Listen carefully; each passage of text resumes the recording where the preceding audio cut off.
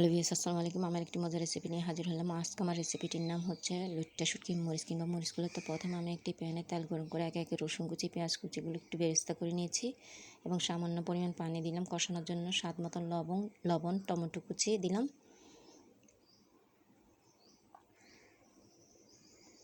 তো এগুলোকে আমি ভালো করে কষিয়ে নেব। এর মাঝে আমি 1 চা চামচ থেকে কম হলুদের গুঁড়া এবং 1 টেবিল চামচ মরিচের গুঁড়া দিচ্ছি।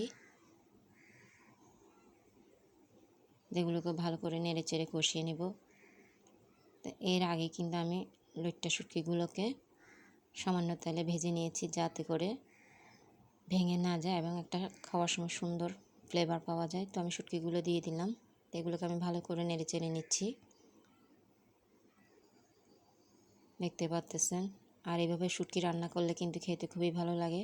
গরম ভাতের সাথে খেতে তো কথাই নেই। খুবই অসাধারণ একটি রান্না, খেতে খুবই ভালো লাগে। তো দেখতে পাচ্ছেন মাশাআল্লাহ আমার লইট্টা শুটকিটা হয়ে গেল। আমি এরই মাঝে একটু ধনিয়া পাতা দিলাম। আশা করি আপনাদের সবার ভালো লাগবে। অবশ্যই একবার হলে এভাবে তৈরি করে দেখবেন। আমার চ্যানেলটিকে লাইক, শেয়ার এবং সাবস্ক্রাইব করে দিবেন। দেখতে পাচ্ছেন মাশাআল্লাহ কতটা কালারফুল দেখাচ্ছে। দেখার জন্য সবাইকে ধন্যবাদ।